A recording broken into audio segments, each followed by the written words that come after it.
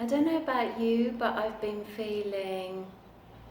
gone through feelings of helplessness, powerlessness, and fear around this global COVID event and the lockdown. So what I wanted to remind myself and anyone who wants to listen to this is about our true power that lies within us. We're a lot more than what we think we are, and we have a kind of wizardry or magical wand that lies within us. Hence, I think the popularity of films like Harry Potter, because at this time we're awakening, millions of people over the planet are awakening to this inner power, and it is reflective of a move into the higher dimensions, the fourth and fifth dimension, where consciousness and matter are much more fluid and interacting a lot quicker. So we get to understand the link between our consciousness and our outer experience. Every counsellor will probably tell you that as someone goes through a process of counselling and their inner change takes place, that their outer world will mirror in some way that inner change, that their outer experience. So what I'd like to share with you is just some of my experiences of affecting reality with my inner world, using different parts of myself. So using thought, will, feelings, and imagination. Because we can use any one of those or a combination of them. And if we use them with energy and clarity, and that our mind is as calm as possible, as often as possible, then it's much easier to see the interrelationship between what we experience and this inner magical part of us, basically our consciousness, our being.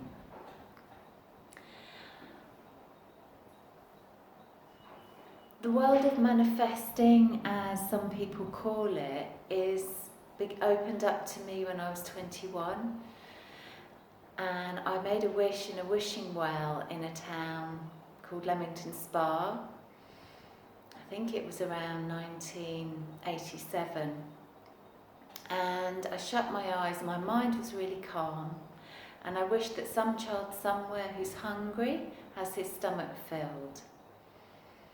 As I walked away from the wishing well and went round the corner, I saw something that completely changed my perception of reality and changed my life from there on in. There was a child stood there like something out of a Dickens novel in rags, and he came up to me and he said, "My father can't afford the groceries this month, so I'm collecting money." So I was able to give him some money at the same time as my mind was completely blowing. I realised that it felt like the universe had rearranged reality to mirror my thought not 20 seconds before at the wishing well. And I think the fact how that happened teaches us something about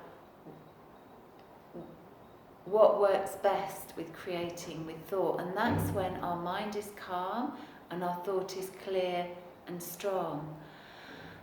It's like the analogy of the coin being dropped in the wishing well. The well is very still, and you drop a coin in and you can see the ripples. Because my mind was calm, I could remember that I'd had that thought, and I could see the effect of it in this little boy manifesting. If your mind is like a stormy ocean, it's very difficult to realise which thought you're creating and to see the mirror of your inner world in the outer world. So that's how you manifest with thought, or an example of it. Another example of how we can manifest is using the will, our determination, our gut strength. About 20 years ago, I was living in Camberley, and I'd written a letter to an astrologer who'd really benefited me and influenced my life. And I poured my heart out to her, and a few months later I realised she'd never written back. She hadn't actually acknowledged me at all. And I was feeling a bit peeved, so playfully out loud, but also quite with determination, I said out loud, "Liz Green, you will acknowledge me," because I felt like I'd not been acknowledged. So within a week or two, I can't remember exactly, I was at Regent's College in London doing a one-day workshop, and a girl there had cut herself, and I ran downstairs to get something to help, and as I came back up, I felt disorientated and blundered inadvertently into somebody else's classroom, the wrong classroom, or was it the wrong classroom? Because all of the students stopped dead and looked at me, and I looked around, the teacher looked at me and then just gave me a big smile. And as I quickly, hurriedly left the classroom, I realised that it was on the door, it said Centre for Psychological Astrology, and I realised that the lady that just acknowledged me and smiled at me was Liz Green. So that was a direct reflection of my willful thought that Liz Green would acknowledge me. And the universe worked it so that I bumped into her, quite literally, and she gave me that smile. Another example of how the will can work, the subconscious helps to manifest things into reality, can't tell the difference between a negative and a positive.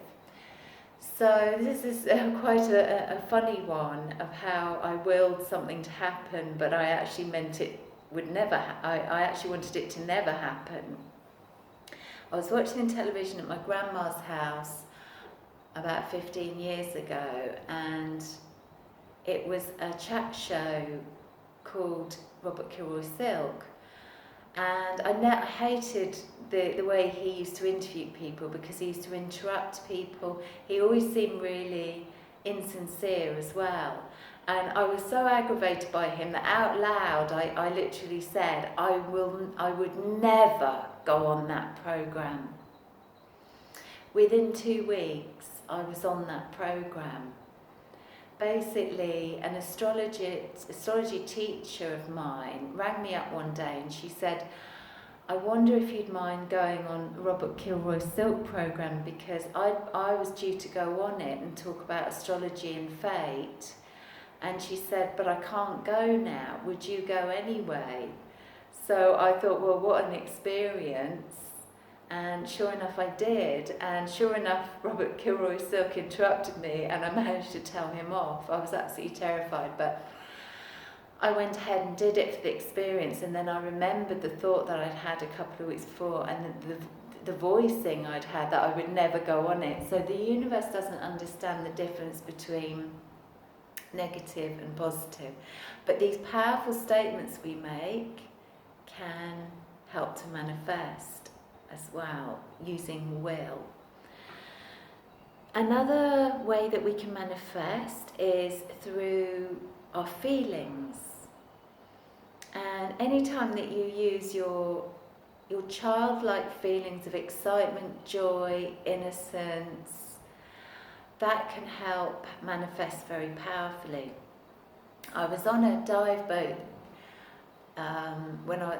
about 25 years ago, working for a couple of weeks, and on the wall in the boat I noticed this amazing photograph of a tall ship, and I was making such a fuss about it that the captain overheard me and he said, "Oh, I've sailed on that ship." And I was like, wow, that's amazing, I'm so lucky. Within 24 hours, I just happened to look out to sea one day from the boat, And in the middle distance I saw a ship that looked remarkably like a tall ship, and as I looked closer I said, that's the Endeavour ship, that's the ship I saw on the poster. And I called to other people on the boat, and they didn't believe it. They just sort of half looked and went, no way, that's not the Endeavour. And within a couple of days we'd gone back to shore, and there in the harbour was the Endeavour replica ship. And I rushed aboard and begged to sail on it, and he said, oh yeah, we take people, you can have 4 days and you'll be climbing aloft the mast, you'll be driving, you'll be piloting the ship yourself. And it was an amazing experience. So that's an example of again of how we can manifest through our feelings, particularly the joyful, childlike feelings. They're very powerful. Another way that we can manifest is through matching our frequency or raising our frequency to match an outer experience. So many years ago I travelled with a boyfriend to Ireland, to Dingle Bay, in order to try and see or meet up or swim with a dolphin called Fungi. And he is an ambassador dolphin, what they call an ambassador dolphin, because he's wild, but he spends a lot of time with humans. So we'd gone all the way to Ireland from England. We arrived, got to Dingle Bay, no sign of a dolphin. But I thought, no, okay, I'm going to go swimming and see what happens. So I started to swim alone across this bay. And after a while, I looked around and I thought, there's no dolphin for miles. I've come all this way, I'm not going to see this dolphin. And I started to feel negative and discouraged and upset. And I just stopped myself and I said, no, Fiona, just imagine what it's like to be a dolphin. Just be in the moment. Experience what a dolphin experiences and stop being so negative. And I started to swim as if I was a dolphin and kind of look under the water and imagine what a dolphin feels like and the joy of being a dolphin. And as I did, what appeared below me, looking straight up about a metre away, was Fungi the dolphin. And he looked me straight in the eye as if to say, yes, you've got it. You've got this higher dimensional technique and how it works. They do say that dolphins are naturally very higher dimensional already. They don't need to work on it like us. So that was an example of how we can match our frequency, we can alter our frequency in any sort of challenging situation, or when we feel ourselves being negative about anything, whether it be a problem or an unfulfilled wish or dream. And if we can hold a much more here and now, positive, joyful state of being, if we can shift into that, then it's much easier to manifest an experience which has a similar frequency to that feeling. So it's like matching your frequency to something you want to bring in that's positive. And finally, another example, another technique that we use, another part of our inner self that we can use to manifest is imagination. I remember years ago I was talking to a policeman on the street, and for some reason I felt the need to be telling him about how to manifest something. And I was explaining, I remember that I said to him, look, if you want to bring nuts into your reality, or you want some nuts, you imagine yourself already having it. You've already got the nuts, you're tasting it, you're seeing yourself with the nuts. You've already got it and you see it in your imagination. And anyway, by the time I'd walked away from this policeman, I'm sure he did think I was already nuts. However, that night I went to an event and what was on the table but bowls of nuts. So I joyfully ate these nuts and realised that through the imagination you can manifest almost anything you want by imagining you already have it, by seeing yourself with it, by as vividly as possible seeing it, tasting it, touching it in your imagination.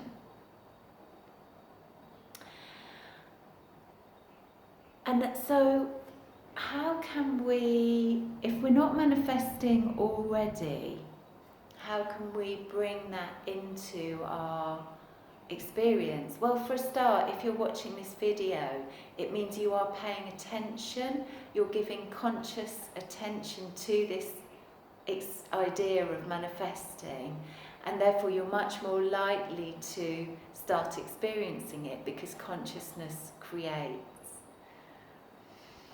Also, what I've found is that the more, if you imagine we're like an electromagnetic magnet, so we're a magnet that magnifies to us, that attracts to us whatever we're holding within us. So whether what's in our imagination, our will, our feelings or our thoughts, we're magnetising those experiences and objects into our reality. And the more life force or electricity that is passing through you, the more powerful a magnet you have. And for me, to increase my life force energy or that electricity that runs through me means that I meditate daily, which teaches me to still my mind and that my thoughts therefore become more powerful. And it gives you focus, it gives you calmness, and all of that increases the power of your inner world. Exercising daily increases your frequency. It just gives you energy, it gives you life force. Also, healthy eating increases your life force energy. Decreasing any addictions, like anything from television to overwork, to drugs, alcohol, cigarettes, you name it, we can be addicted to it, and we've all got them. But the more we can reduce and free ourselves of addictions, the more life force energy is freed. And all of this increases our life force energy, which increases our magnetism, the power of our inner world to create. We're doing it all the time, but we just don't notice it, because, as Stuart Wilde said, the measure of your metaphysical power to manifest is measured by how quickly you manifest your thoughts or feelings or your basically your inner world. So as I say, we can increase this metaphysical power by doing good things for ourselves, meditating, exercise, healthy eating, diet, and